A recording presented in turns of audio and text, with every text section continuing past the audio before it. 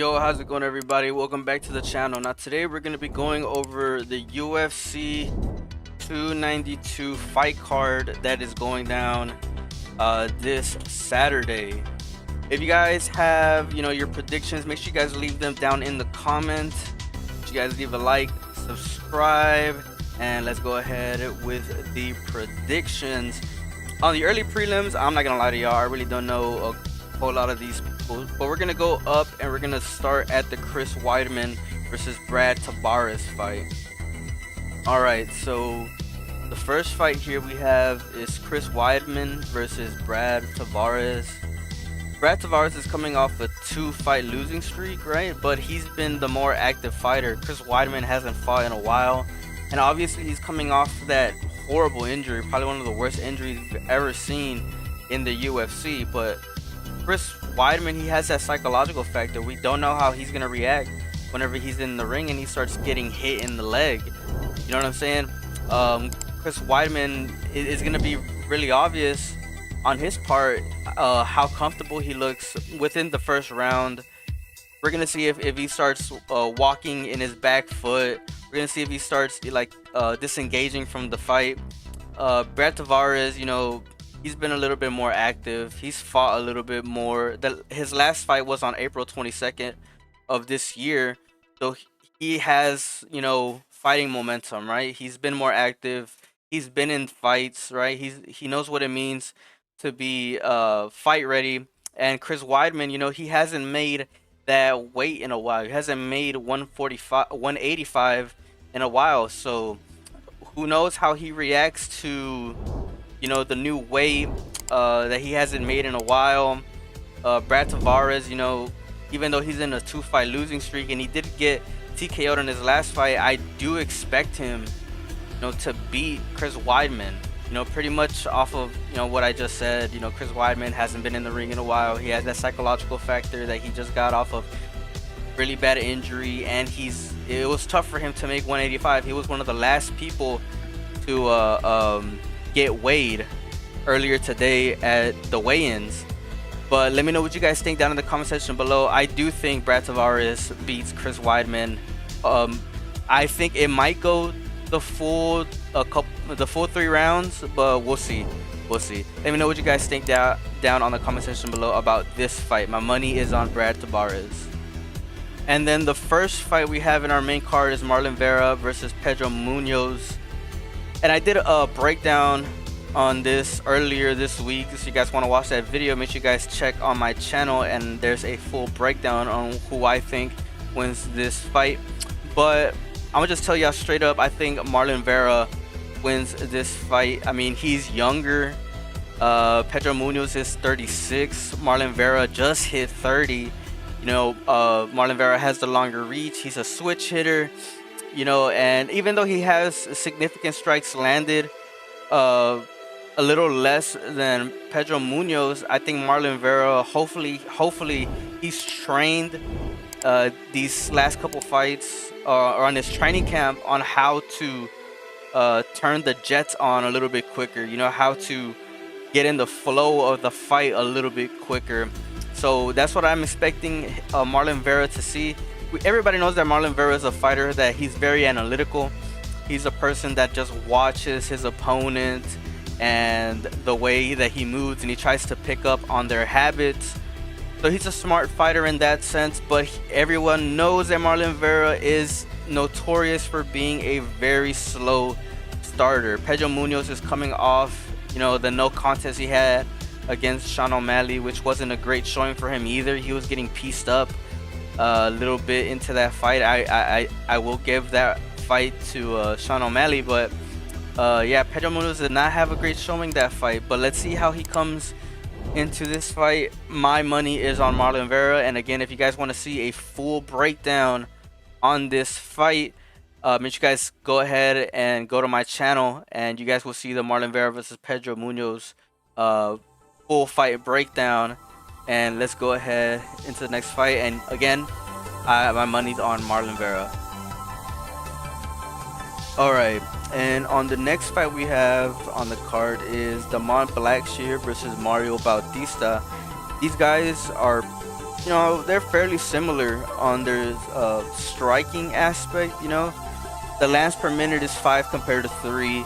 The significant strikes is 44 compared to 50. So it's really not too different. Both of these guys, they have really jumpy bases. They'll move in between angles.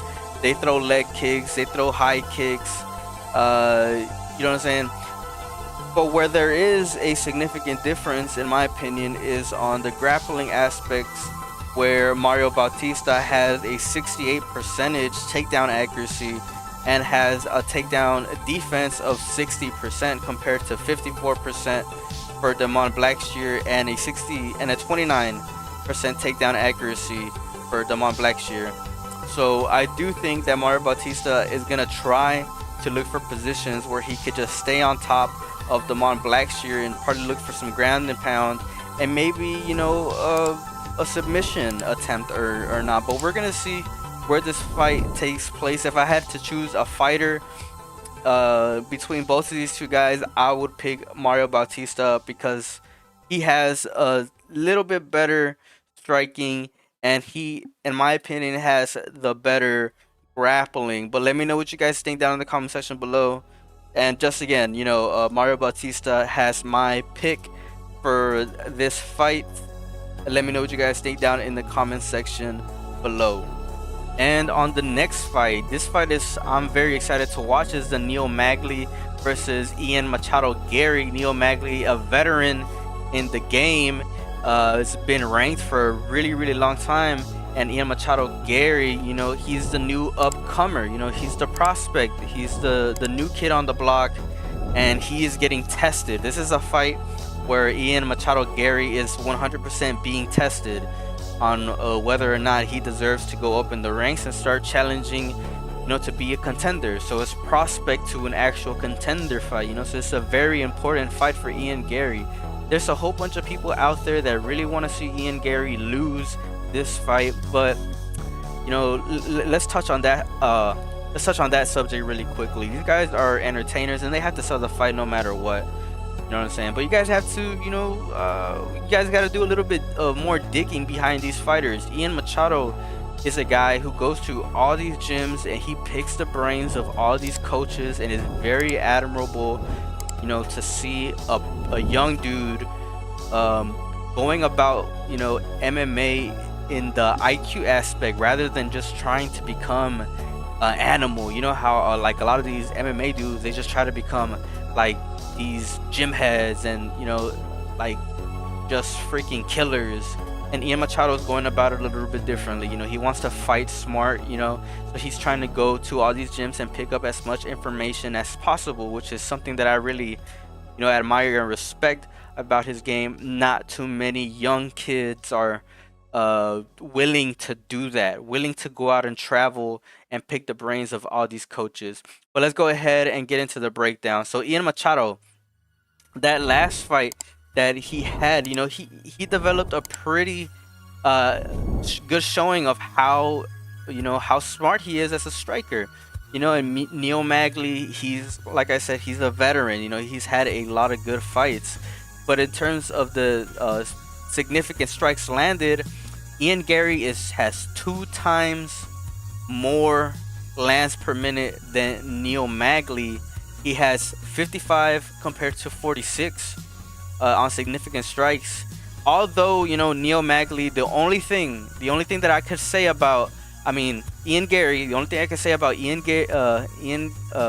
Garry is he needs to work on his defense. He absorbs a lot of punishment, and that's because he's a fighter that likes to take risks. He's a high risk, high reward type fighter, and sometimes it works out for him, and sometimes he gets hit with some punches that I'm surprised that he's able to take. And so far there hasn't been a fighter that's been able to capitalize on the bad positionings that Ian Garry usually gets himself in a lot of these fights. Neil Magny, he's a scary dude. He's a veteran. He's seen a lot of minutes in the cage.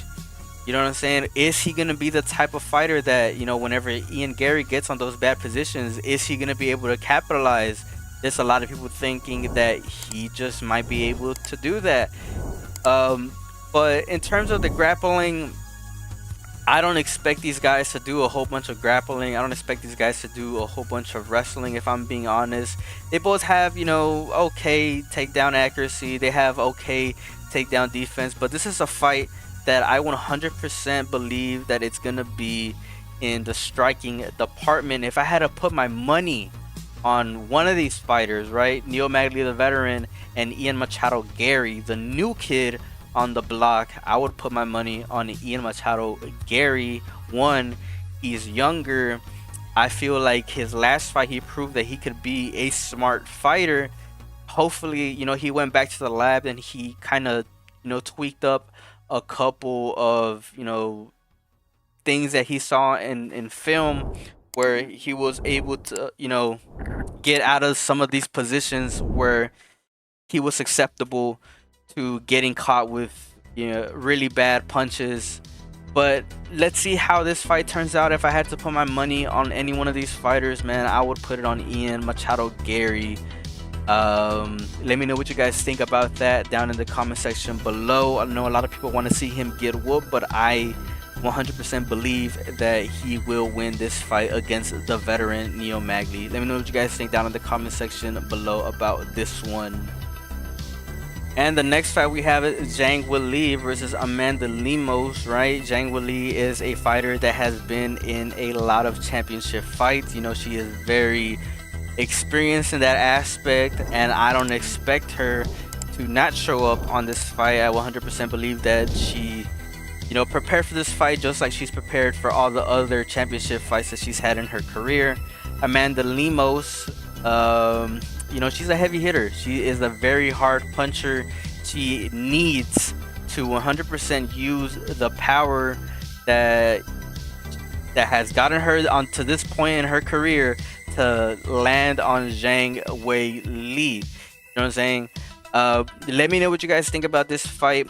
This fight, you know, it's very interesting, you know, because we don't know if Amanda Lemos is going to land a punch significantly enough to affect the fight, even though we've seen her do it before.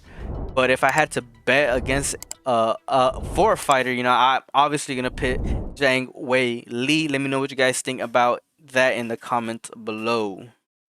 All right, guys, and now for the main event: Aljamain Sterling versus Sean O'Malley, the striker versus the grappler slash wrestler.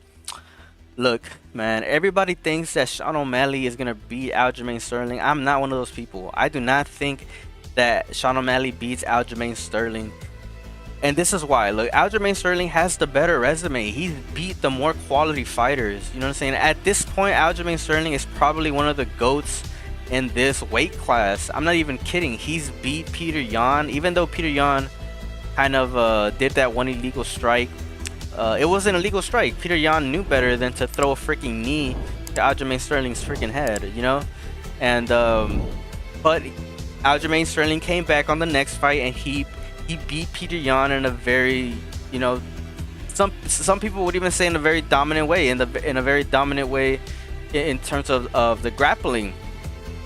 But not only that, he beat Henry Cejudo, which a lot of people would think that he's probably the second best next to Demetrius Johnson in that freaking weight class.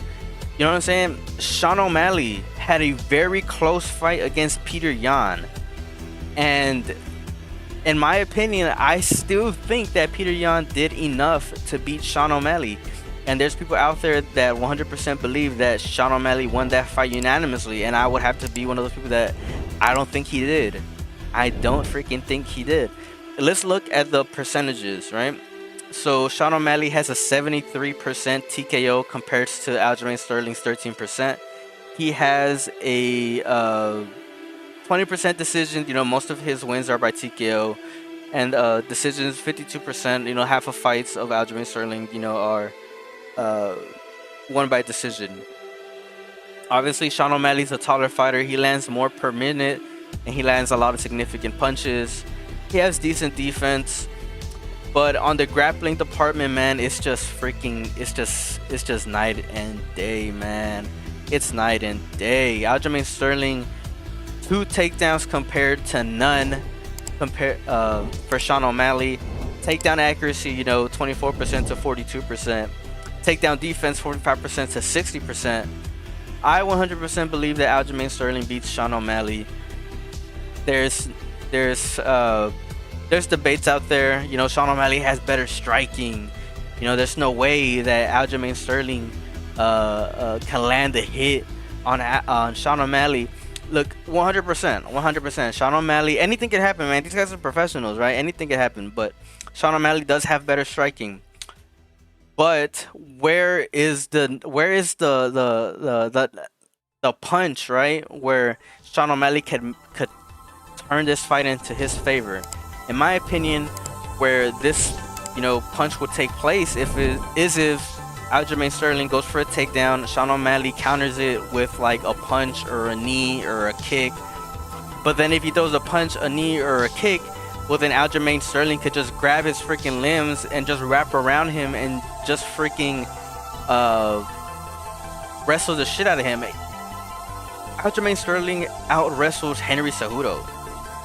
You know what I'm saying? Imagine what he's gonna do to Sean O'Malley.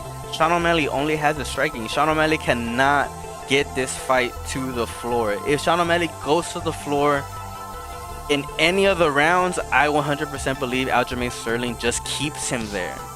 He's just gonna keep him there. On the fight that he had against Peter Yan, man, it was not a good showing. It was a huge hole in Sean O'Malley's freaking game. He had no freaking minutes of control at all. Literally each and every single time he went to the floor, the smaller dude, Peter Yan, was just freaking on top of Sean O'Malley the entire time. They were on the ground. Literally no minutes of control time for Sean O'Malley on that fight.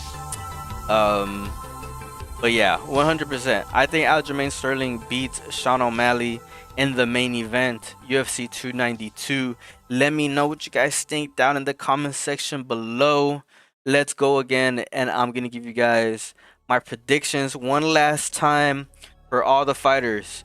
Chris Weidman versus Brad Tavares. I give the fight to Brad Tavares. He's gonna beat Chris Weidman. Chris Weidman obviously hasn't been in the fight game for a little while, and he's coming off a bad injury, really bad injury. All right, Marlon Vera versus Pedro Munoz. Breakdown on that fight on my channel. Make sure you guys look for it. Marlon Vera versus Pedro Munoz. But I give this fight to Marlon Vera. Damon Blackshear versus Mario Bautista. I think this fight is going to be a lot of grappling, where Mario Bautista, in my opinion, has the advantage. So I'm going to give the win to Mario Bautista. Neil Magny versus Ian Machado Gary. Ian probably has the advantage. He's younger. You know what I'm saying? Even though Neil Magny has a little bit more experience, Ian has shown that he's a smart fighter. And even though he gets caught in bad positions sometimes, I still think that he probably edges a couple of these rounds to win him the fight, and it goes the distance in my opinion. Zhang Weili versus Amanda Lemos. Zhang Weili has been tried a whole bunch of times. She is a champion. She's been in a whole bunch of championship fights already. I think Zhang Weili probably takes the victory on that fight. And finally, Aljamain Sterling versus Sean O'Malley.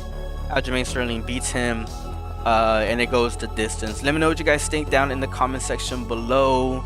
Hopefully you guys enjoyed the video. If you guys don't agree with some of the points that I made on this video right here, let me know down in the comment section below. I will see you guys after the fights take place. Make sure you guys subscribe so you guys can see the recap. Peace out.